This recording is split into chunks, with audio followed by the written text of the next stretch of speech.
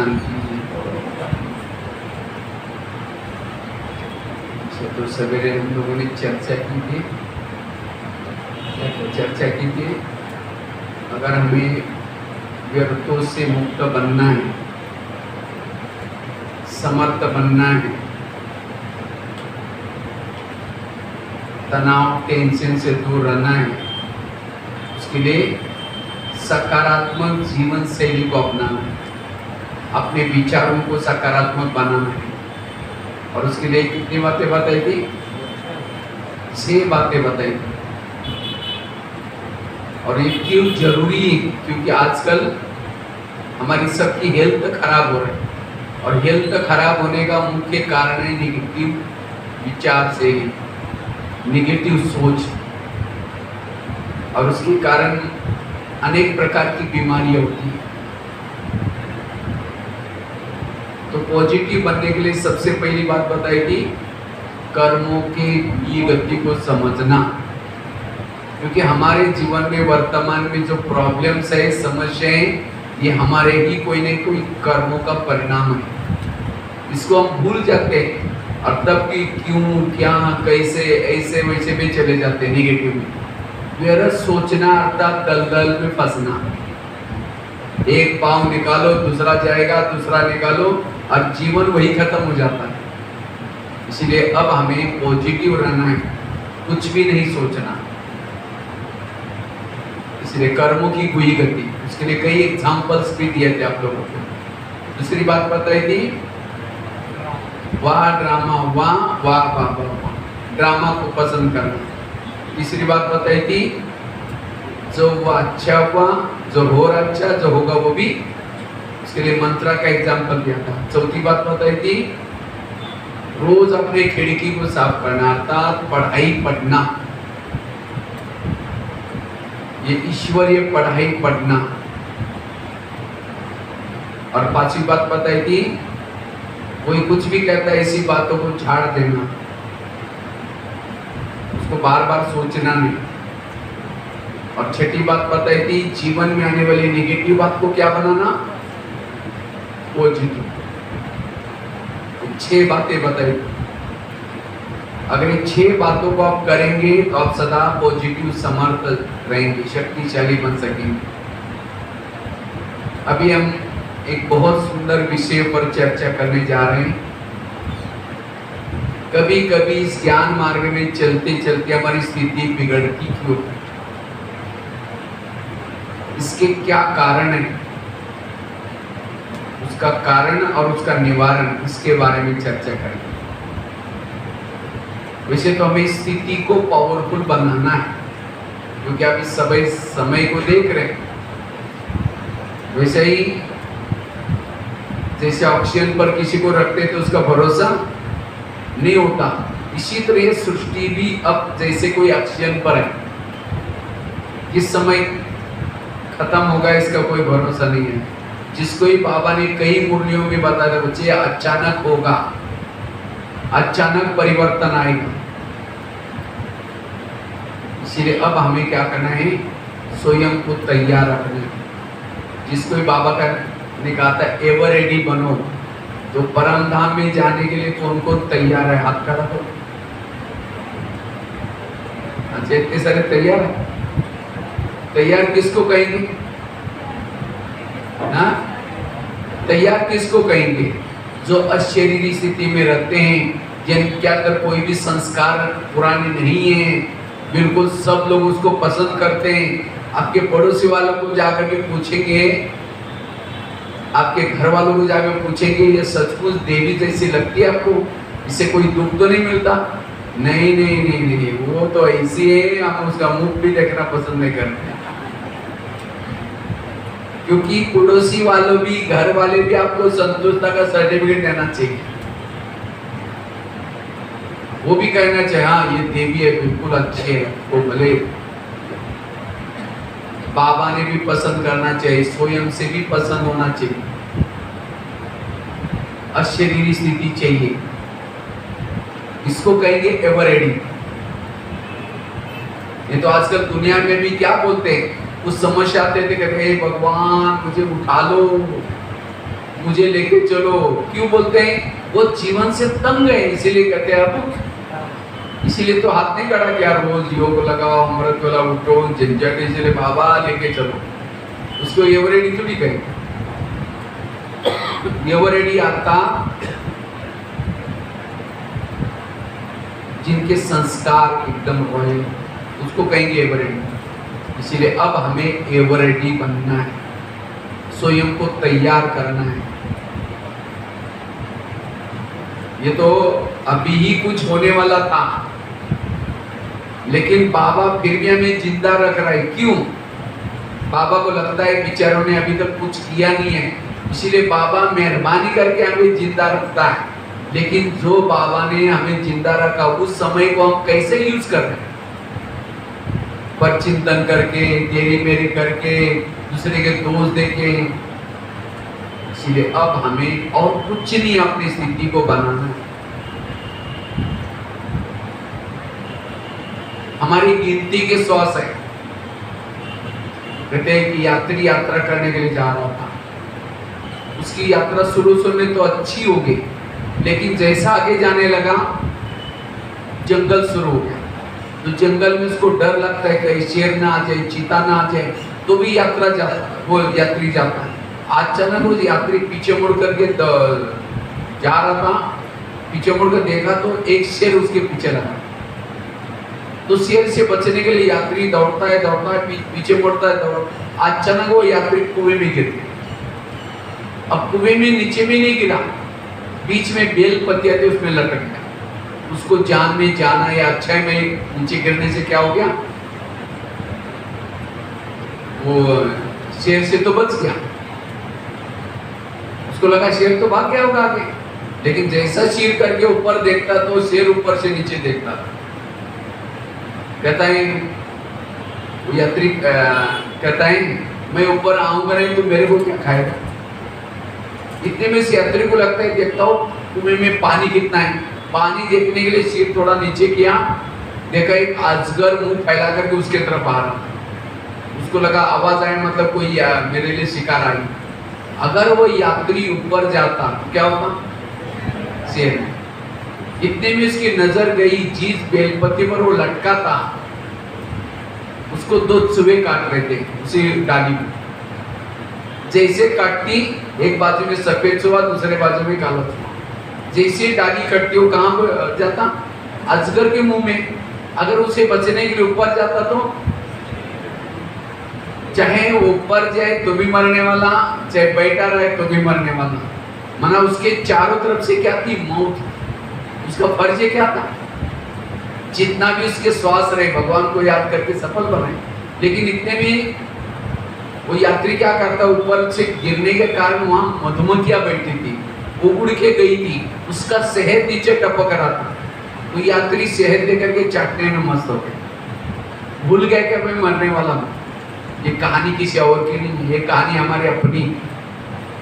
हम भी यात्रा करने के लिए ऊपर, शायद यात्रा करते करते हमारी यात्रा सतयुग त्रेता में तो अच्छी गई, द्वापर में भी अच्छी गई, लेकिन अब इस कलयुग के जंगल में अब हम सभी के पीछे कौन लगा हुआ? शेर। शेर अर्थात विनाश।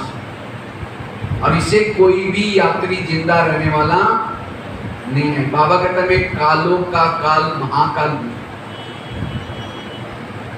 आजकल तो अमेरिके अलग अलग देशों में क्या किए लोगों ने, कई ऐसे जगह पर समुद्र में भी कांच की दीवारें बना करके वहां घर बनाते हैं समुद्र के अंदर, ताकि विनाश हो जाएगा तो हम इस पे छिप जाएंगे।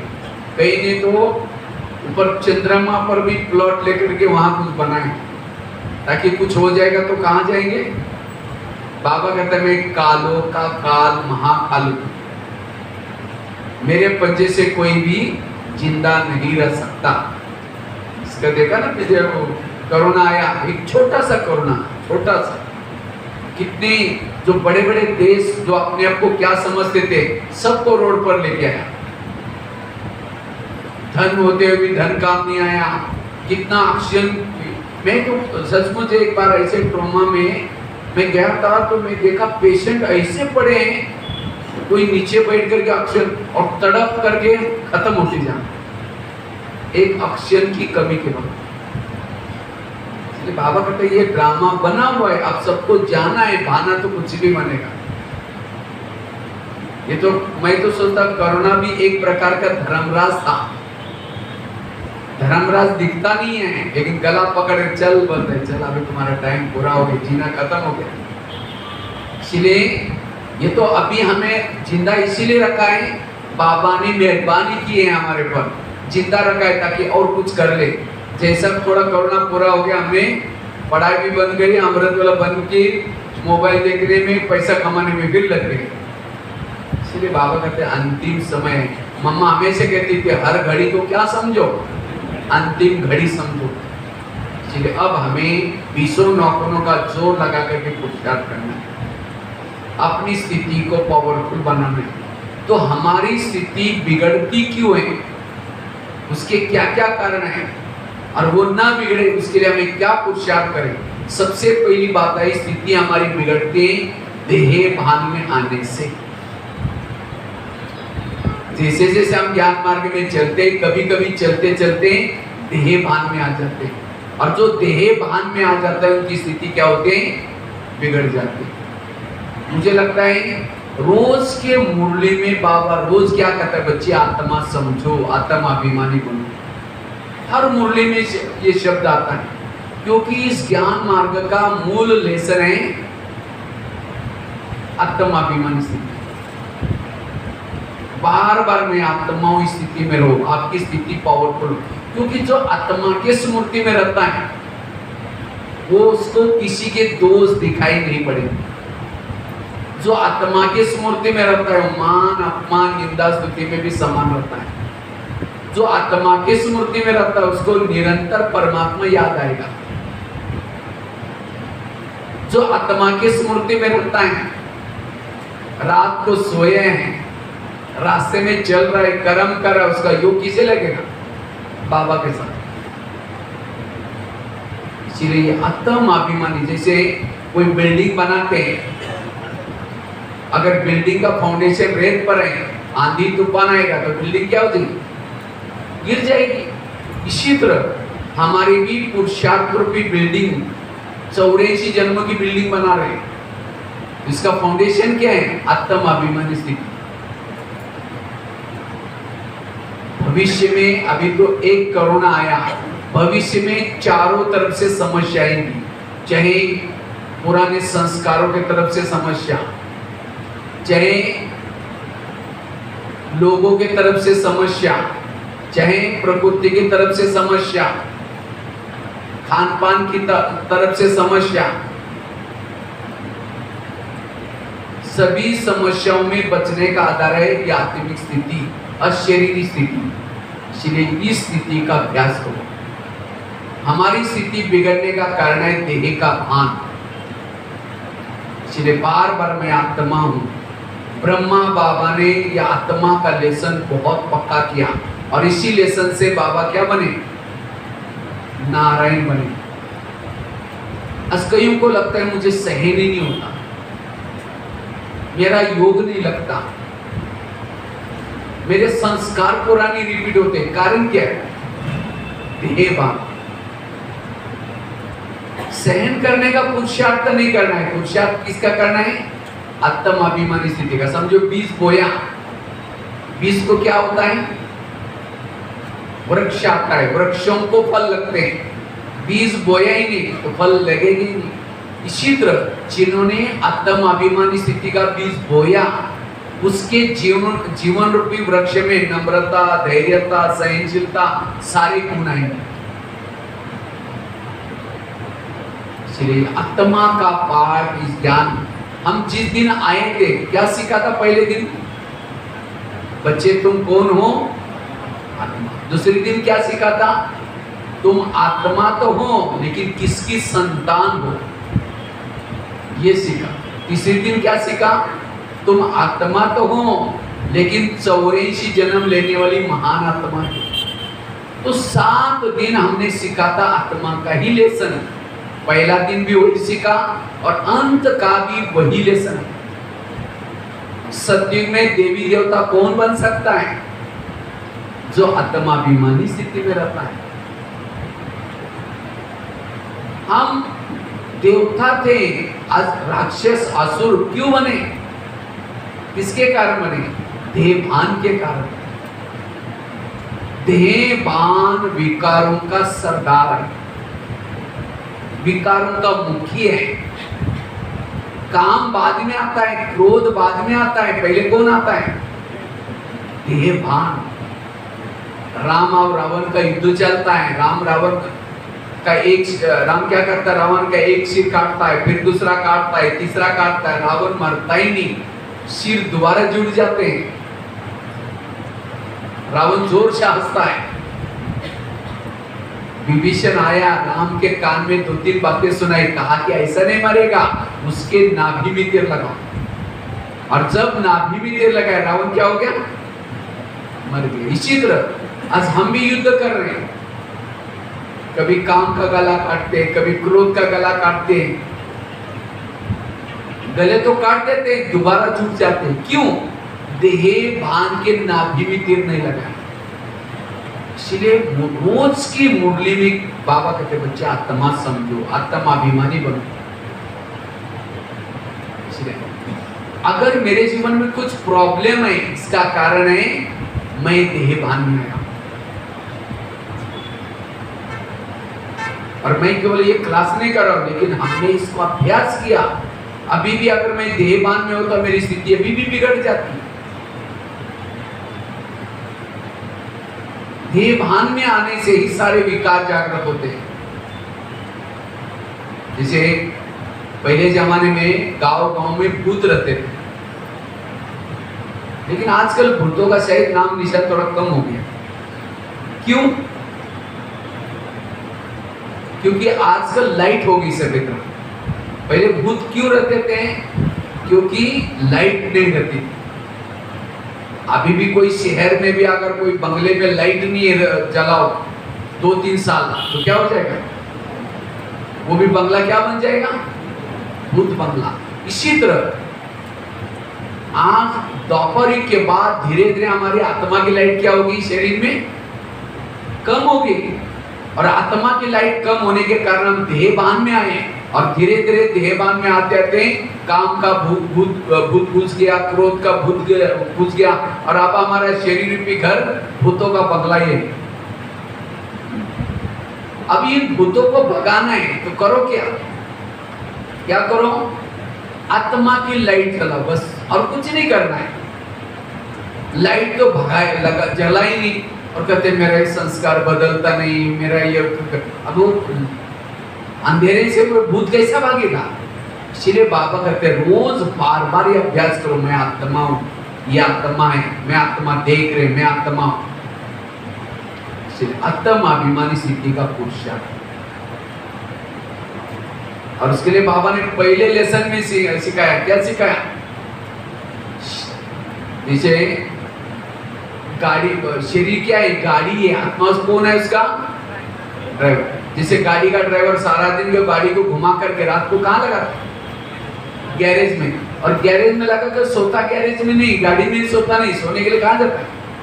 आजकल बड़े बड़े शहर हैं तो नीचे से पिलर उठा के बिल्डिंग के नीचे पार्किंग रखते हैं ग्राउंड में, और रहने का कहाँ होता है? ऊपर। इसी तरह 3 लोग में ये सृष्टि है पार्किंग प्लेस, ये शरीर रूपी गाड़ियों को रखने का स्थान है, और ड्राइवरों का घर बरामदा। तो हमें अपनी गाड़ी को सारा दिन घुमा करके सेवा करके रात को गैरेज में लगना, और हर गाड़ी का अपना अपना गैरेज है। शरीर रखने का स्थान है बेड है गैरेज, तो गाड़ी को रख दो। जैसे वो ड्राइवर गाड़ी को लगाता है, लॉक करता है, कवर ढकता है, गाड़ी को नमस्ते करता है। क्यों नमस्ते करता है? क्योंकि सारी दाल रोटी उसी से मिल रही है। तो नमस्ते करके क्या करता है? लिफ्ट से या सीढ़ी से ऊपर जाता है और अपने फ्लैट की बेल बजाता है, मम्मी दरवाजा खोलते हैं और समाचार सुना करके सो जाता है। हमें भी यही करना है। रात को गाड़ी को गैरेज में लगा दो, बेडशीट कंबल डाल दो, गाड़ी को क्या करो? नमस्ते। क्यों नमस्ते? क्योंकि इसी गाड़ी के द्वारा 84 जन्मों की कमाई हो रही है। इसलिए गाड़ी को नमस्ते करके मन बुद्धि से कहाँ जाओ? बाबा के पास।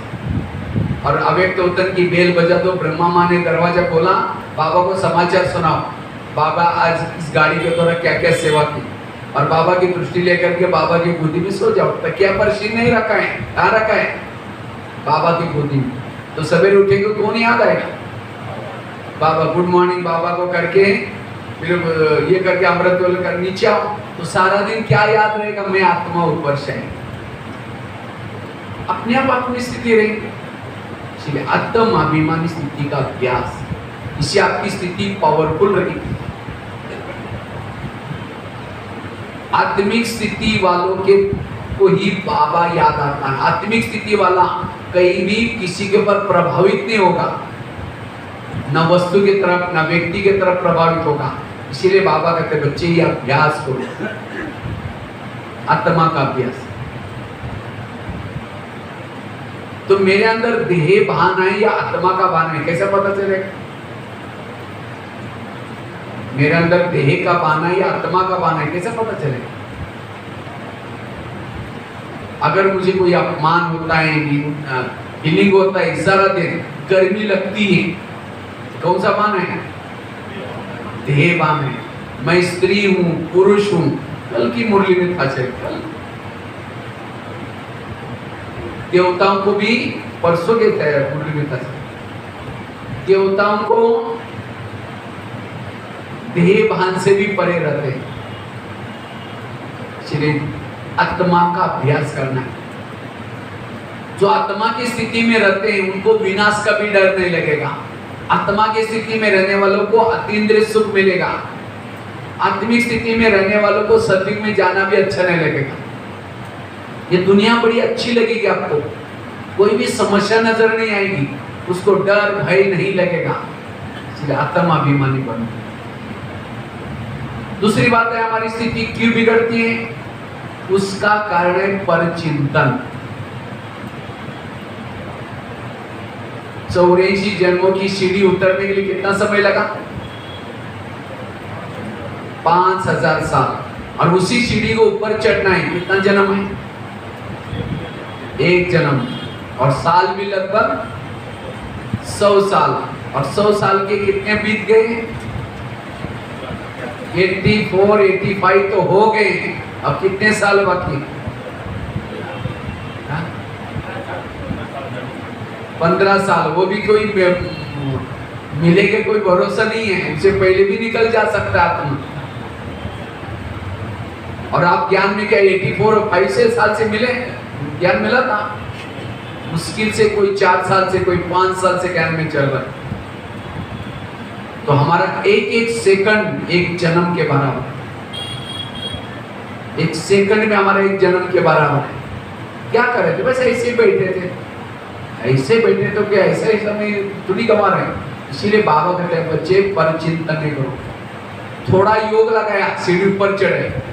थोड़ा अमृत वाला उठे, सीढ़ी ऊपर चढ़ गए। थोड़ा सा सेवा की, सीढ़ी ऊपर चढ़ गए। थोड़ा सा बैठ करके परचिंतन किया, जितनी सीढ़ी चढ़ी उतना नीचे। यही करते रहेंगे, सीढ़ी चढ़ेंगे फिर उतरेंगे, और तब तक समय पूरा हो गया, संगम बीच में रह जाएंगे, तो सत्युग में पहुंचेंगे फिर।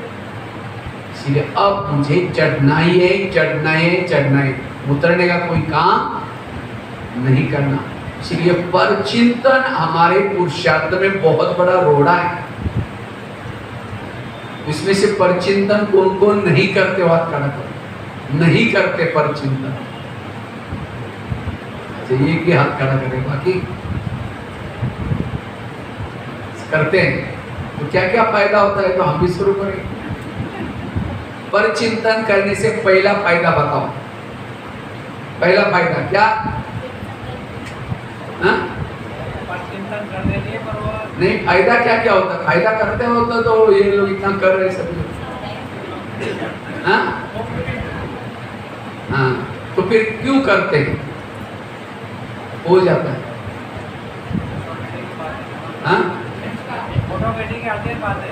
क्यों आती है? इसलिए आज से इस भट्टी से क्या करना है? परचिंतन करना छोड़ना है। फलानी ऐसे है, मेरा पति ऐसा है, मेरी सास ऐसी है। वो कभी कभी तो कोई बीकेगी भी, एक दूसरे की परिचिंतन करेंगे, चलते चलते जाएंगे, अरे वो बहन जी ऐसे है, वो भाई जी ऐसा है, वो पता नहीं कैसे क्या में चलते, पता नहीं कैसे करते। ये क्या है? परिचिंतन। जो परिचिंतन करता है वायुमंडल को खराब करता है। परिचिंतन करने वालों को बाबा पसंद नहीं करेगा। समझो किसी के घर में जाओ, उनके बच्चे भी बैठा है, बाप भी बैठा है, बच्चों को कहेंगे बच्चा तो नालायक है, ठीक नहीं है, ऐसा है वैसा है, और बाप को कहेंगे आप बहुत अच्छे हैं, आप कितने अच्छे हैं। बाप कहेंगे तुम पहले यहाँ से भाग जाओ। हर माँ बाप को अपने बच्चे क्या होते हैं, बच्चा लोला हो, लंगड़ा हो, कैसा हो, माँ बाप को प्यारा होता है। इसी तरह सारे संसार के जितने भी लोग हैं, किसके बच्चे? बाबा के बच्चे। सारा दिन कहेंगे मेरी भाभी ऐसे, मेरी पड़ोसनी ऐसी है, वो ऐसे, और शाम को योग में बैठेंगे, मीठे बाबा, प्यारे बाबा, शांति के सागर, दया के सागर। बाबा कहेंगे मैं भूल गया क्या मुझे याद दिला रहे, तुमने तो मेरे बच्चों की गिलानी की, मेरे को अच्छा अच्छा बोल रहे। बाबा से योग ही नहीं लगता, इसीलिए योग लगता ही नहीं। परिचिंतन करने वाला का योग नहीं लगेगा, बाबा प्यार नहीं करेगा। इसीलिए आज से हमें इस बात के ऊपर अटेंशन। स्थिति बिगड़ने का कारण है परचिंतन। इसलिए परचिंतन से बचना। हम यहां क्यों आए हैं? अपने आप को बदलने के लिए। दूसरों को बदलने का हमारा ठेका नहीं है, अपने आप को स्वयं को बदलना है। एक शिष्य भगवान के पास गया, भगवान को कहता है भगवान मैं जीवन में आगे बढ़ना चाहता हूँ, मैं अपनी उन्नति करना चाहता हूँ, सुख शांति चाहिए। भगवान ने कहा अच्छा मैं इसके लिए तुम्हें वरदान देता हूँ। भगवान ने कहा, और साथ में 2 थैले देता हूँ। भगवान ने कहा एक थैले को तुम पीठ के पीछे रखना। कहाँ रखना? पीठ के पीछे। और दूसरा थैला भगवान ने कहा तुम आगे रखना। और भगवान ने कहा जो पीठ के पीछे थैला है उसके अंदर तुम्हारे आस पास पड़ोस में जो भी लोग हैं उस सभी लोगों की बुराई की चिट्ठी बना करके डाली, उसके अंदर के दोष बना लिख करके डाले, लेकिन उस थैले को बांध करके पीछे रखना, देखना नहीं, किसी को बताना नहीं, बस इतना करो। और आगे वाला थैले में भगवान ने कहा तुम्हारे खुद के दोष है, तुम जिद्दी हो, किसी का नहीं मानते हो, तुम्हारी जो भी बुराई है वो आगे वाले थैले में। भगवान ने कहा उस थैले को खुला रखना, बार बार उसको जब भी टाइम मिलता है निकालना, देखना कि मेरी बुराई है क्या है, और उसको क्या करना, परिवर्तन करना, वो बुराई को छोड़ देना, तुम्हें सुख शांति सब मिलेगी, जाओ मेरा वरदान है। लेकिन भगवान ने कहा थैले का ध्यान रखना। कहता हाँ भगवान मुझे सुख चाहिए, शांति चाहिए, मैं ऐसा करूंगा। थैले लेके गया। कुछ साल के बाद वो व्यक्ति क्या करता है, शिष्य पीछे के थैले को आगे करता है, दूसरे की बुराई को थैले को आगे किया और अपनी बुराई को पीछे, उसको बांध दिया और दूसरे की बुराई को खोल देता है और देख करके अच्छा फलाना ऐसा है, वो ऐसा है। फिर क्या करता है, दूसरों को जाकर भी सुनाता है, उसके वरदान उल्टे हो गए, थैले उल्टे गए, उसके वरदान भी उल्टे हो गए। फिर भगवान के पास जाता है, कहता है भगवान आपने तो मुझे वरदान भी दिया था, तो भी मुझे सुख मिला नहीं, शांति मिली नहीं। भगवान ने कहा अच्छा तुमको जो मैंने थैले थे उसको कहाँ रखा? कहता भगवान मेरे से कई बार भूल हो गई, मैंने कभी कभी पीछे का थैला आगे भी किया था। भगवान ने कहा यही तुम्हारे दुखों का कारण है। आज हमारे भी दुखों का कारण क्या है? हमारे भी दुखों का कारण है परचिंतन। इसलिए आज से क्या करो, परचिंतन की बातों से बचकर करो। आज इस थैले की कहानी को याद रखना। आज से क्या करेंगे, दूसरे के दोस्त को पीछे पीछे की चीज तो दिखाई तो नहीं पड़ेगी ना क्या रखा है, हाँ? इसलिए किसी के भी दोस्त नहीं देखना। हो सकता है बस इतना करो, आपका योग लगेगा। कई कहते हैं हम नहीं करते, लेकिन कोई आकर के सुनाता है तो क्या करें? क्यों सुनाता है? क्यों सुनाता है आपको? आप क्या करते हैं? अच्छा और क्या हुआ, अच्छा और क्या हुआ? जब सिर हिलाएंगे तो सुनाने वालों को क्या होता है, इंटरेस्ट आता है। अगर वो दूसरा सुना रहा है, आप सिर हिला ही नहीं, जिसको बाबा कहते हैं जीते जी मर जाओ, तो आप मरे जिंदे? हाँ? आप लोग मरे हैं या जिंदे? मरे। मरे वरे का तो किसी नहीं मिलता, सब जो मरा हुआ मुर्दा पड़ा है उसको कहो कि अरे तुम तो बहुत अच्छे थे, तुमने तो सचमुच कितना वो कहता, खुश हो जाता है, वो चेहरे में रौनक आती है उसके। उसकी महिमा करेंगे तो भी कोई रिस्पॉन्स नहीं। अब उसकी ग्लानी भी करो, अरे तुम तो बेकार है, अच्छा मर गए भाई, क्या बात है, मैं सुन रहा हूं, ऐसा बोलता है उसको। क्या चाहे ग्लानी करो चाहे कुछ भी करो, क्या होता है? और हमें कोई गाली देता है 15 दिन से बात नहीं करता, इसका मतलब जिंदे। हाँ? ये कभी कभी मर जाते हैं, कभी जिंदे भी हो जाते हैं। हम मरे हुए मुर्दे को जला करके आ जाओ, आप घर में पहुंचने के पहले वही वहां खड़ा है, तो डर जाएंगे। जीते जी मरना आता, पर चिंतन आत्माभिमानी बनना आता, जीते जी मर जाना। एक शिष्य था, वो एक भिक्षा मांगने के लिए जाता है, और भिक्षा मांगने के लिए जाता है, और उनको गुरुजी ने एक मंत्र दिया था, क्या? भगवान भव बंधन काटे। वो मंत्र जपते जाता है, भगवान भव बंधन काटे, भगवान भव बंधन काटे, और भिक्षा मांगने के लिए जाता है। तो एक जगह पर एक तोते को पिंजरे में रखा। तोता ने मंत्र सुन लिया, आवाज करके जोर से वो शिष्य को बुलाया, ताकि क्या मैं आपके इस मंत्र से बंधन से मुक्त हो सकता हूं? तो शिष्य ने कहा मुझे तो पता नहीं, मेरे गुरु ने मंत्र दिया, मैं जप रहा हूं। तो शिष्य ने कहा, वो तोते ने कहा कि आप गुरुजी को जाकर पूछ क्या हो, इसकी विधि क्या है? तो शिष्य के चला गया और गुरुजी को कहा, गुरुजी ऐसे से तोते ने मुझे प्रश्न पूछे, मुझे उस पिंजरे से जाना है, उसकी विधि पूछे। जैसे वो विधि वो बात गुरुजी को बोला, गुरुजी ध्यान में गए। 1 घंटा 2 घंटा 3 घंटा रात भर ध्यान में थे। सवेरे जो उठा तो भी ध्यान में थे, और शिष्य को लगता है कब आएंगे पता नहीं, चलो हम दूसरे गली से जाते। तो दूसरे गली से तो वो शिष्य जा रहा था, भगवान भव बंधन काटे।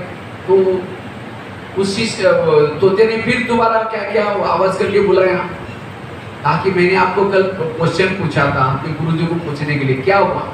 तो कहा कि मैंने आपको बात बोलते हमारे गुरुजी शिष्य में ध्यान में गए, इसीलिए जवाब नहीं मिला। जैसे तोते को कहा कि इसका जवाब मुझे मिल गया, आप जा सकते हैं, अब मैं बंधन मुक्त बनूंगा। तो तोता भी क्या करता है, वो भी ध्यान में जाता है, गुरुजी की तरह ध्यान में जाता है, मतलब जिंदे जैसा मरा पड़ता है। वहां का जो मालिक था उसका एक नियम था, जब भी ऑफिस में जाता है, जाते समय क्या करता है, तोता राम नमस्ते बोल के जाता है। तोता भी पाँव उठा करके नमस्ते करके बोलता है। वहां की जो मालकिन है कुछ ना कुछ खिलाती है, वो भी खाता रहता है। और एक छोटा बच्चा था, स्कूल में पढ़ता है, वो भी इधर उधर से आने के बाद वो तोते के साथ खेलता रहता है, उंगली डाल करके। वो काटता नहीं, खेलता रहता है वो बच्चे के साथ। लेकिन जिस दिन तोताराम ध्यान में गया था, उसी दिन मालिक आया, नमस्ते तोताराम बोला, कोई रेस्पॉन्स नहीं किया। वो सोचे कि सोया पड़ा है।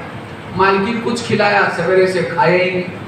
बच्चे ने खेलने की कोशिश की तो भी वो सभी ने सोचे कि तोता मर गया। एक नौकर को बुलाया, कहा कि इसको छोड़ के आओ। छोड़ने के लिए गया, पिंजरा खोला, उड़ के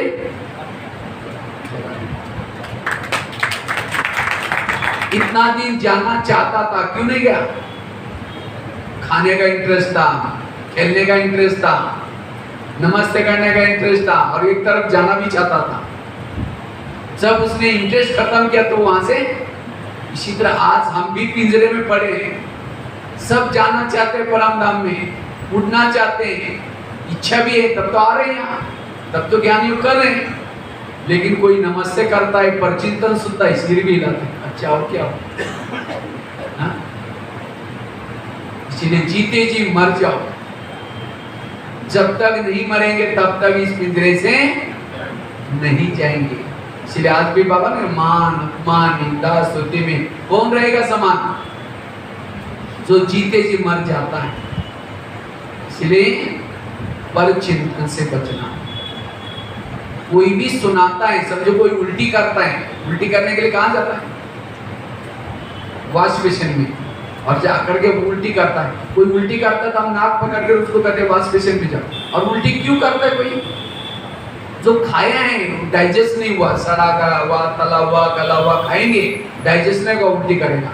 इसी तरह परचिंतन भी एक उल्टी है। जो चटपटी बातें देखता है, सुनता है, वो पेट में डाइजेस्ट नहीं होगी तो क्या करेगा? फिर किसके पास जाएगा? वॉश बेसिन के पास। कान क्या है? एक सुंदर सा वॉश बेसिन है, एक नली भी है बीच में, हर एक का वॉश बेसिन फिक्स है, वहां जाकर के सुनाएगा। और वॉश बेसिन में बड़ा खुश होकर आता है, अच्छा और क्या हो? वो सामने वाला उल्टी कर रहा है, कहता मेरे कान में डाल, कोई बात। अब कोई उल्टी कर रहा है, उसको बुला करके करो मेरे कान में डालो, कैसा लगेगा? और जहां उल्टी की जाते हैं मच्छर मक्खियां होते हैं। इसी तरह ऐसी बातें जो सुनता है वहां उस दिल में भगवान कैसे बैठेगा? जिस कान में अमृत डाला उसमें जहर मत डालो। इसलिए किसी के भी बाबा ने ना उल्टी सुल्टी बातें नहीं सुनो। इतना दिन सुनते सुनते कहां पहुंच गए? इसलिए अब एक बाबा जो सुनाता है वही सुनो। इसको कहेंगे निश्चय बुद्धि विजयंती। इसलिए पर चिंतन से बचना। कभी भी किसी के कान में उल्टी करो भी नहीं और अपने कान में उल्टी कराओ भी नहीं, क्योंकि जो उल्टी की हुई बातें, कान से सुनाई हुई बातें कहां जाती है? जैसे वो वॉश बेसिन को भी एक नली होती है और वो गटर में चली जाती है। इसी तरह यहाँ भी सुनी हुई बातों को नली से कहां जाते हैं? दिल में। और दिल में कौन बैठा है? बाबा। लेकिन कब बैठेगा? दिल साफ है। दुर्योधन के रथ में नहीं बैठा था, इसके रथ में बैठा था। अर्जुन के रथ में 3 एपिसोड होते हैं, एक भागवत, दूसरा गीता, तीसरा महाभारत। जब कृष्ण छोटा था क्या किया?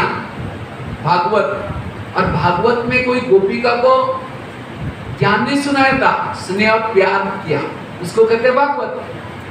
और जब कृष्ण बड़ा हो गया भागवत में नहीं फंसा, जिसके लिए आया था, अवतार लिया था, वो कार्य करने के लिए कुरुक्षेत्र में गया और अर्जुन को गीता का ज्ञान सुनाया। अर्जुन क्वेश्चन करता है, ये कैसे हो सकता है? ये मेरे भाई हैं, ये कैसे हो सकता है? तो भी समझाता है, हर तरह से समझाता है। अगर नहीं समझता आखिर अपना रूप दिखाता है, मैं तुमको कहने वाला कौन?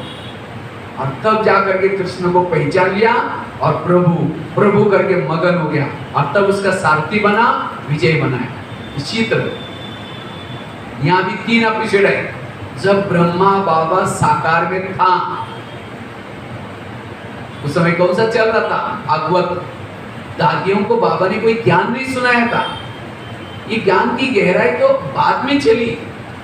उस समय भागवत था, उसके अंदर खैर हम लोग थे ही नहीं, वो तो गिने चुने महान आत्माएं थे।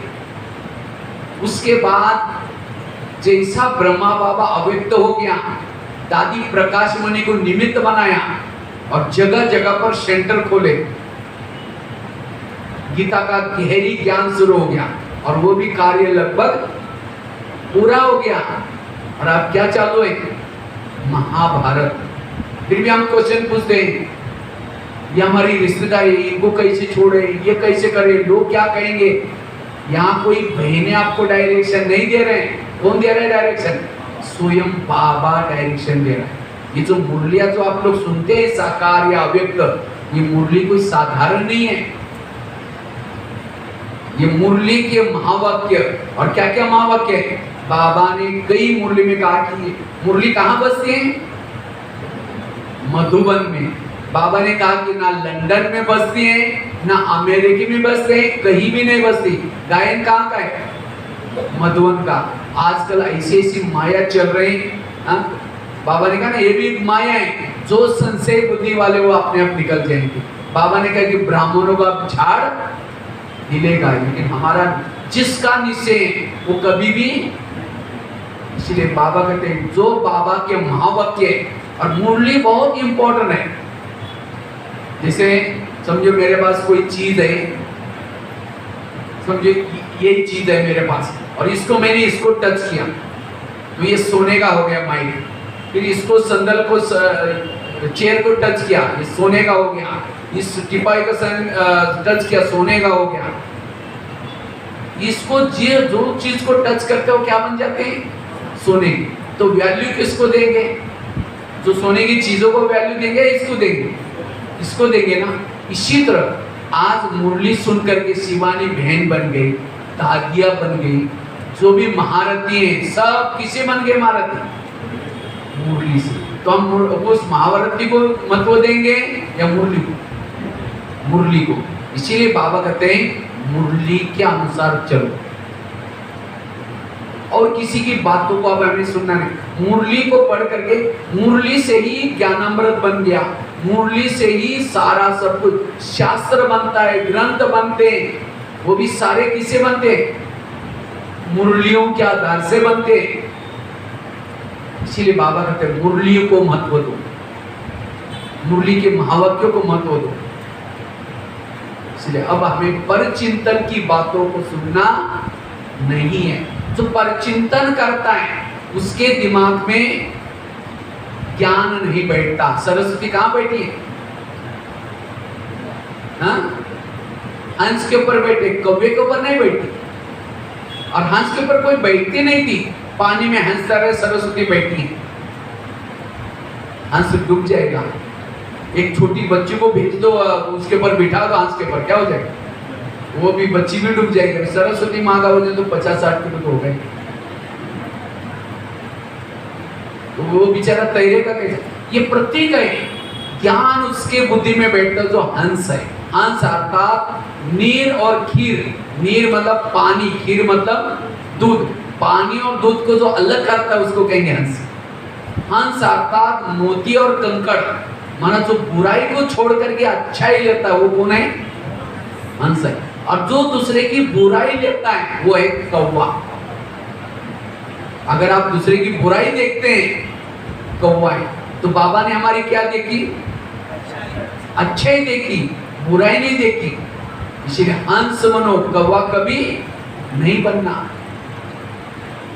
इसलिए परचिंतन करने वालों को कहेंगे कौवा।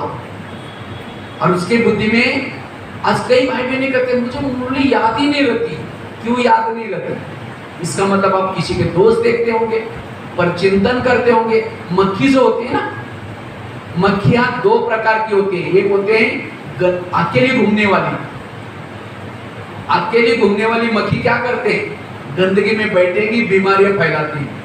और एक होते हैं संगठन में रहने वाली मक्खी। मधुमक्खी कहाँ रहती है? संगठन में। और फूलों से मधु इकट्ठा करके शहद बनाते हैं, और शहद बीमारियों के लिए, इलाज के लिए काम आता है। इसी तरह जो अच्छाई लेता है वो अनेक लोगों को अच्छा बना सकता है, और जो दोष देखता है सबको बिगाड़ देता है। इसलिए हमें, और मक्खी जब जिस्म में बैठती है, कहाँ बैठती है? इतना अच्छा शरीर है वहां नहीं बैठेगी, जहां जख्म है उसके ऊपर बैठेगी। इसी तरह दोष देखने वाला भी वो इतना अच्छा व्यक्ति है, उसके अच्छा ही नहीं देखेगा, बुराई को ही देखेगा। इसलिए बुराई को देखने वाला ज्ञान मार्ग में चल नहीं सकता। एक बहुत सुंदर घटना सुनाते हैं। एक सत्संग चलता था, उस सत्संग में बहुत सारे लोग आते थे। तो एक दिन शिष्य ने गुरुजी को कहा, गुरुजी मुझे एक वरदान चाहिए। तो गुरुजी ने कहा क्या वरदान चाहिए? कहते मेरे बारे में सबके दिल में क्या चल रहा है मैं जानना चाहता हूँ। गुरुजी ने कहा ठीक है, मैं तुम्हें उसके लिए वरदान देता हूँ, साथ में एक छड़ी देता हूँ। छड़ी मतलब मांत्रिक डंडा देता हूँ, ताकि जब भी किसी के दिल में तुमको कुछ जानना चाहते हो, इस छड़ी को क्या करो, दिल में रखो, उस व्यक्ति का नाम दो, तुम्हें पता चलेगा। तो छड़ी दी, वरदान दी, शिष्य चला गया।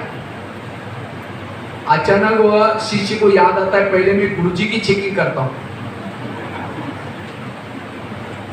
गुरुजी के दिल में मेरे बारे में क्या चलता होगा। तो रुक करके क्या करता है, छड़ी को दिल में रखाया और गुरुजी का नाम लिया। तो थोड़ी सी छड़ी काली होगी, तो छड़ी काली होगी, उसको लगता है अरे गुरुजी के अंदर मेरे बारे में कालापन है। तो गुरुजी को गुरुजी बना करके फायदा क्या, आश्रम में आना बंद हो गया। 1 दिन हो गया, 2 दिन हो गया, महीना हो गया, 2 महीना हो गया, 6 महीना हो गया। गुरुजी लगता है इतना अच्छा शिष्य, सबसे पहले बैठने वाला, हमेशा सेवा में आगे बढ़ने वाला, इसको क्या हुआ? फोन किया, गुरु क्या जी आजकल आप आते नहीं? नहीं जी थोड़ा घर में मेहमान आते हैं, मेरी तबीयत खराब है, ऐसे बोलने लगा। गुरुजी खुद वहां गए, ताकि आजकल आप आते नहीं? नहीं गुरुजी हमको ये आश्रम अच्छा लगता है, ज्ञान अच्छा लगता है, लेकिन क्या है थोड़ा आजकल मेरी तबीयत खराब है, थोड़ा सा ये है वो है, बोलने लगा। गुरुजी ने कहा 6 साल से आते थे, तब भी कुछ भी हो जाए तो भी आते थे? नहीं जी। नहीं, कहा कि जरूर कुछ बात है, ताकि गुरुजी आपके अंदर मेरे बारे में कालापन। गुरुजी ने कहा अच्छा ये बात है क्या, लेकिन तुमने देखा कि तुम्हारे अंदर औरों के बारे में कितना कालापन है? ताकि नहीं देखा। देखो शिष्य ने छड़ी को दिल में रखा, अपना खुद का नाम लिया, पूरी छड़ी काली। गुरु तो कितनी काली थी? थोड़ी, और अपनी पूरी छड़ी काली, थोड़ी सी सफेद बन रही, अपनी काली देकर के शर्म ऐसी नीचे झुका है। गुरुजी ने कहा कोई बात नहीं, मैं भी जब शुरू में आश्रम में आया था मेरी भी छड़ी पूरी काली थी, लेकिन मैंने तपस्या करके दान पुण्य करते सेवा करते करते करते इतनी बच्चे अभी भी मैं कर ही रहा हूं, वो भी निकल जाएंगे, लेकिन तुम मेरे को देख करके आश्रम में नहीं आओगे, जो तुम्हारी सफेद बन रही वो भी काली होती। तब उस शिष्य कहता है गुरुजी आज आपने तो मेरी आंखें खोल दी, मैं कितना बुरा काम करने जा रहा था। गुरुजी ने कहा कोई बात नहीं, आज से कभी भी बड़ों की कमजोरी मत देखो, ये कहानी किसी और की नहीं, हमारी अपनी कहानी है। हम भी यहाँ आते आते हमारी जो पतित आत्मा थी पावन बनना शुरू हो जाते हैं। जैसे यहाँ आते फिर बहनों के नजदीक आएंगे, सेक्टर के नजदीक आएंगे, मधुवन के नजदीक जाएंगे, जैसे जैसे जाएंगे फिर कहेंगे यहाँ जो पैसे देते ना ज्यादा उनको आगे कर दो, हमारा ये गरीबों के लिए क्यों पूछने वाला, ये ऐसे है फलाने ऐसे है, कोई कदर ही नहीं करता, कुछ ना कुछ दोष देखना। फिर जब दोष देखेंगे भावना खराब हो जाएगी, जो परचिंतन करता है उसकी भावना खराब हो जाती है। और याद रखना भावना और योग इसका बहुत गहरा कनेक्शन है। जितनी बहनों के प्रति आपकी भावना ऊंची, मधुवन के लिए भावना ऊंची, सेंटरों के प्रति भावना ऊंची, उतना योग। अगर भावना बिगड़ी सब कुछ बिगड़ गया। इसलिए कोई आकर के कोई सेंटर के लिए कोई बहनों के लिए अगर भावना को खराब करने वाली बातें सुनाता है उसको हाथ जोड़ो, प्लीज भाई ऐसी बातें हमको नहीं सुना। इसलिए पर चिंतन से बचना। इतना ही नहीं, हमारे लिए नियम होना चाहिए। जैसे एक राजा दूसरे राजा के पास जाता है तो क्या होता है, इसीलिए हमें पर चिंतन कोई अगर सुनाता है उसे बचना। और मैं कोई ज्ञान नहीं सुना, अभी भी मैं मधुवन में रहता हूँ, अगर कोई किसी की व्यर्थ बातें सुनाता है मैं कहता हूँ भाई मुझे इसी बात में यहाँ से जाओ, मेरे से दोस्ती नहीं करो। पर चिंतन करने वाले के साथ कभी भी संगत नहीं करनी। जिसको भी बाबा कहते हैं बच्चे कुसंग से बचे रहो। कुसंग मतलब केवल नॉन बीके वाली नहीं, अगर कोई बीके भी हैं लेकिन वो भी अगर कोई व्यर्थ बातें सुनाता है वो भी कुसंग है। कुसंग क्या करता है, संगत हमें तारता है, कुसंग हमें डुबो देता है। इसलिए संगत भी ध्यान से करनी है। पर चिंतन वालों की संगत कभी भी नहीं करनी है। इसलिए पर चिंतन के कारण हमारी स्थिति बिगड़ जाती है। रास्ते में कहीं जा रहे, चलते चलते कोई बीके मिल गया, क्या कर रहे हैं बस ऐसे ही, लेकिन हमारे सेंटर पर तो कुछ होता ही नहीं। देखो बहने कितना अच्छा करते हैं, वो सेंटर अच्छा करता है। ऐसे परिचिंतन की बातें सुनी और आपने अमृतवेला किया था, मुरली सुन के जा रहे थे, स्थिति बहुत अच्छी थी, लेकिन वो बातें सुनते आपकी स्थिति बिगड़ गई। फिर कल जा रहे थे, कल फिर अमृतवेला उठे, योग करके फिर जा रहे थे, फिर अचानक कोई मिल गया तो क्या करना चाहिए। समझो कोई व्यक्ति कपड़े पहन के जा रहा है, अच्छे कपड़े पहन के, और किसी ने अचानक कीचड़ डाल दिया। जब कीचड़ डाला तो क्या हो जाएगा, सब बोलेंगे अरे कीचड़ डाला, आप कीचड़ वाले कपड़े क्यों पहने। तो जाएंगे अपने कपड़े चेंज करके आएंगे, टाइम तो वेस्ट हुआ ना। फिर दूसरे दिन जा रहे थे, वही व्यक्ति सामने है जिसने कल क्या डाला था, कीचड़। तो क्या करना चाहिए, वहां से बच के निकलना है ना। कहेंगे अरे कल कीचड़ डाला, बड़ा मजा आ गया, आ जाओ आज फिर डाल दो। हाँ? इसलिए पर चिंतन जो सुनाता है ये कीचड़ डालता है। ऐसे व्यक्ति से अभी आपको पता नहीं चलता, सुनने के लिए जरा मजा आती है, लेकिन इससे मेरा कितना घाटा होता है। बाबा हमारे दिल में नहीं बैठेगा, इसलिए पर चिंतन नहीं करना है।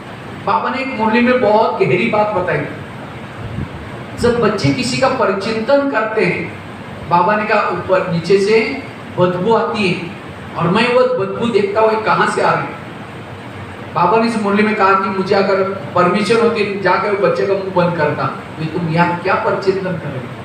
और कोई बच्चे जब योग लगाते हैं, बाबा की ज्ञान की बातें सुनाते हैं, नीचे से खुशबू आती है, तो बाबा ने कहा कि जब खुशबू आते मैं देखता हूँ कौन से बच्चा खुशबू फैला रहा है, बाबा उठ करके डांस करना शुरू करता है, वाह बच्चा वाह करके। तो बदबू फैलाना है, खुशबू फैलाना। इसलिए कभी भी हमें पर चिंतन नहीं करना, किसी के दोस्त किसी को नहीं सुनना। जैसे कोई बहू है, हम क्या करेंगे, कोई आता है घर में तो क्या करेंगे, उसकी बुराई करेंगे, मैं बहू आई है इसी, उसको खाना बनाने का भी अक्ल नहीं। अब बहू दूर से सुनेगी तो आपका काम करेगी या और ये घाटा हो जाएगा और वो बिगड़ जाएगी। इसीलिए कोई भी घर में आता है उसकी क्या करो, बहू की महिमा करो, मेरी बहू बहुत अच्छी, 2 बार घर को पोछा लगाते, इसलिए मच्छर भी नहीं है, वो खाना तो मेरे से भी अच्छी बनाती है, उसकी क्या करो, महिमा करो, उसको उमंग आएगा काम करने का। मुरली का पहला महावाक्य क्या होता है, मीठे बच्चे। हम मीठे हैं, 7 दिन का कोर्स करते ही बाबा क्या बोलता है, मीठे बच्चे। मीठे मीठे बोल करके बाबा क्या बनाता है, ये है किसी को सुधारने की युक्ति। इसीलिए अगर बच्चों को सुधारना है, लेकिन कई माताएं क्या करेंगे बच्चे को, ये बच्चा तो बिल्कुल गधा ही है, उसको कोई अकल नहीं। अब गधा बोलेगा तो जाएगा मिट्टी में लुटपुट करेगा, लात भी मारेगा, क्योंकि आप क्या बोल रहे हैं उसको, गधा। तो गधा बोले तो गधा ही बनेगा। इसीलिए नहीं, हमारा बेटा बहुत अच्छा है, कोई भी आता है तो कहता है अंकल जी नमस्ते, नहीं बोलेगा तो भी बोलना शुरू करेगा। ये है सुधारने की युक्ति। इसलिए हमें पर चिंतन किसी की भी नहीं करना, किसी की भी दोष नहीं देखना है। 2 बातें बताई, स्थिति बिगड़ती क्यों, पहला कारण कौन सा बताया, देवान, दूसरी बात बताई पर चिंतन, तीसरी बात है हमारी स्थिति क्यों बिगड़ते हैं, जब हम मनमत प्रमाण चलते हैं, परमत प्रमाण चलते हैं, स्थिति बिगड़ जाती है। इसलिए हमें श्रीमत प्रमाण चलना है। जितना श्रीमत प्रमाण चलेंगे स्थिति अच्छी बन जाएगी। लेकिन श्रीमत कहां मिलता है, मुरलियों में। ये मुरली का एक एक महावाक्य क्या है, श्रीमत। और जितना ही श्रीमत प्रमाण चलेंगे, जैसे कोई भी माँ बच्चों को प्यार करते हैं, कब करते हैं, प्रैक्टिकल बात बताओ, वो माँ बच्चों को प्यार कब करेगी, सवेरे जल्दी उठाती है, कई डायरेक्शन देके, देखो बेटा कपड़े आज ही प्रेस किए, उसको गंदे नहीं करना, पटना लड़ना नहीं, झगड़ना नहीं, कई बातें उसको बताएंगी, जाएगा वो बच्चा स्कूल में और जाएगा, बच्चों दोस्तों के साथ खेलेगा कूदेगा, कपड़े गंदे करके आएगा और शाम को मम्मी मम्मी करते रोते रोते आ रहे हैं।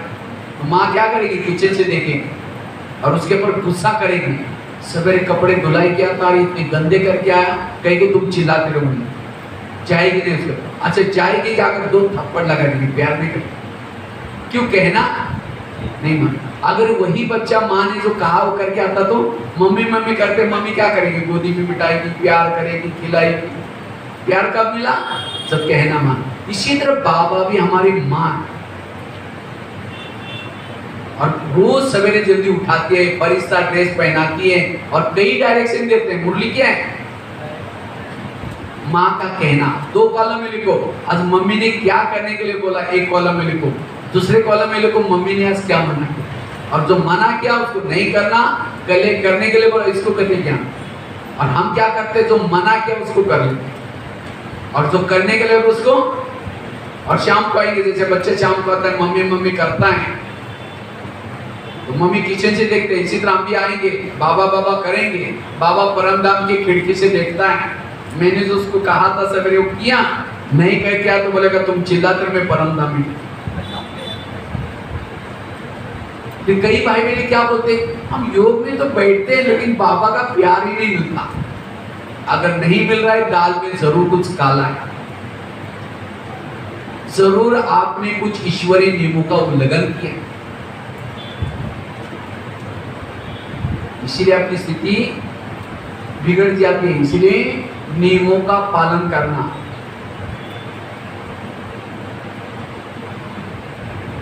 इसलिए जितना आपको योग लगाने के लिए लाइट की जरूरत नहीं, कुछ नहीं जरूरत है।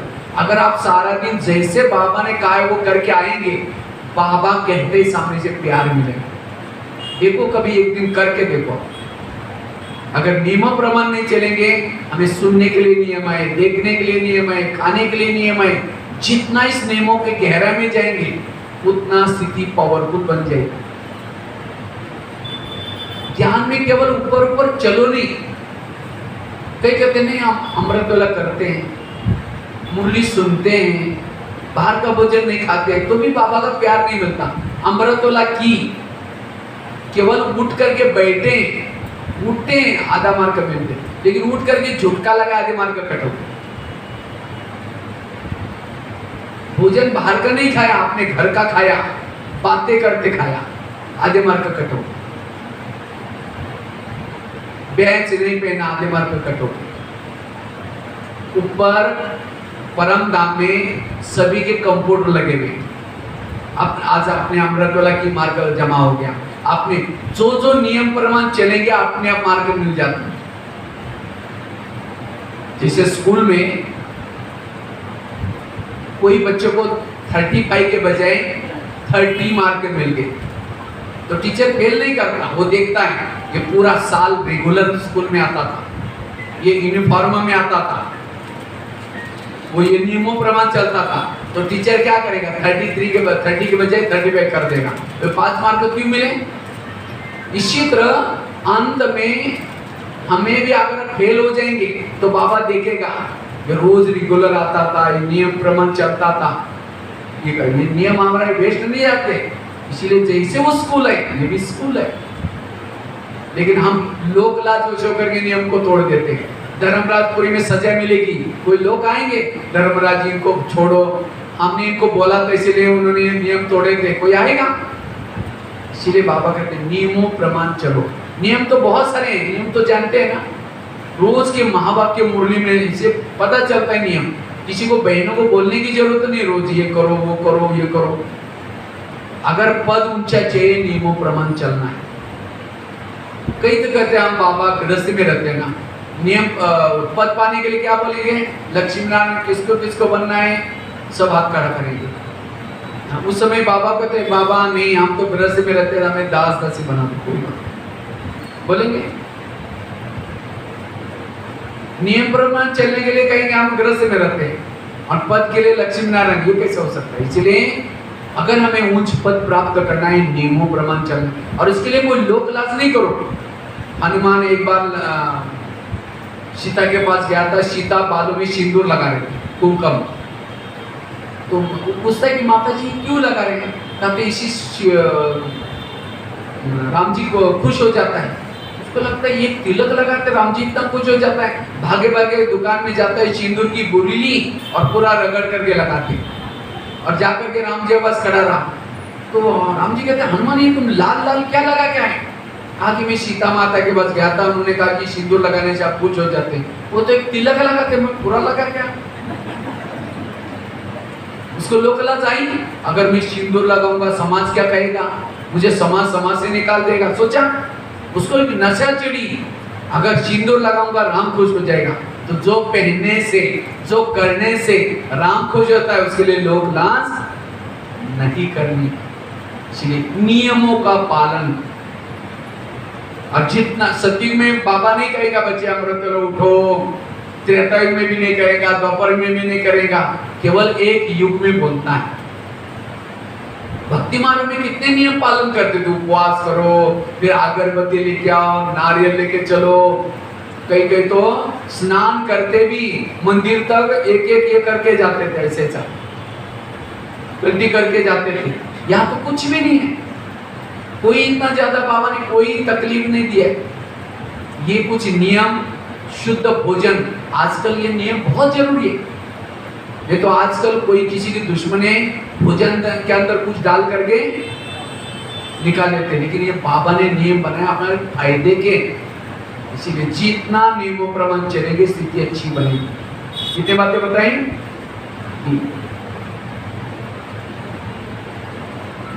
चौथी बात है, हमारी स्थिति क्यों बिगड़ती है?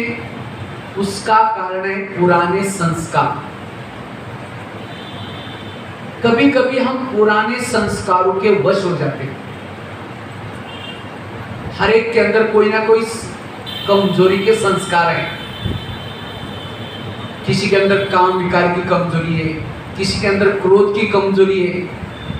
तो चेक करो मेरे अंदर कौन सा कमजोर संस्कार है, और उस कमजोर संस्कार जब आपके जीवन में आता है स्थिति बिगड़ जाती है। जैसे हॉस्पिटल में आप लोग जब जाते हैं तो दवाई कौन सी मांगते हैं? ना कौन सी दवाई मांगते हैं? किसी का सिर दर्द है, कहेगा सिर दर्द की दवाई दो। किसी का पेट दर्द है, कहेगा पेट दर्द की दवाई दो। इसी तरह ये मुरली भी एक प्रकार की डिस्पेंसरी है, और इसी डिस्पेंसरी में वही पॉइंट लो जो आपकी बीमारी है। ये है मुरली सुनने का तरीका। लेकिन हम क्या करते हैं? मुरली सुनते समय सारी मुरली के पॉइंट नोट कर लेते हैं।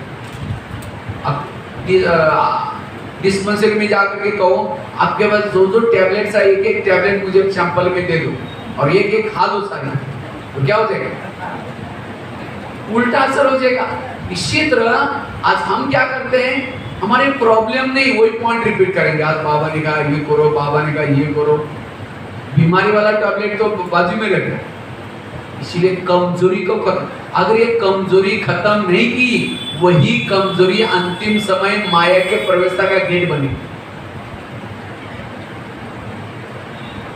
इसलिए कमजोरी को खत्म करना ये है पुरुषार्थ। तो चेक करो मेरे अंदर का, तो कैसा पता चलेगा कि मेरे अंदर कमजोरी क्या है? आप अपने जीवन के 10 साल तक जाओ। इस जन्म का तो सबको पता है ना, अपना लाइफ ज्ञान में नहीं थे तो 10 साल 8 साल तक थे, तब से लेकर के आपको कौन सा संस्कार की बातें आपको अच्छी लगती थी? काम विकार वाली संस्कार वाली बातें अच्छी लगती थी, उसके वश होते। भले आपने गलतियां की, अभी भी लगता है वो करना नहीं चाहिए था, तो भी मैंने उस विकार के वश होकर के किया है, वो है संत। और ज्ञान में आए, ज्ञान आए, समझ आए, तो भी कौन सी भूले करते, वो है आपका कमजोर संस्कार। और आपको कोई और ज्ञान की जरूरत नहीं, उसी संस्कार के ज्ञान की जरूरत है।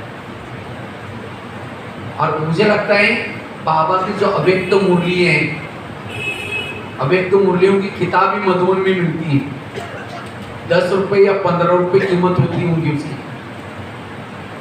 काम विकार वाले संस्कार की मुरलियां चलिए, क्रोध वाले की मुरली चलिए, अलग अलग विकारों के लिए अलग अलग मुरलियां चलिए। तो आपका कमजोर संस्कार क्या है, और वही मुरली पढ़ो, नॉलेजफुल बनो, कमजोरी खत्म हो जाए। लेकिन हम क्या करते हैं, मैंने ये छोड़ा, ये छोड़ा, ये छोड़ा, बस वो एक रह गया। लेकिन जो रह गया वो जो दोबारा आता है, तो हम लगता है माया को जीतना मुश्किल है। इसलिए उस कमजोरी को खत्म करना, इसके लिए बिजी रहो, बाबा को सुनाओ। ये आपके पास जो बहनें हैं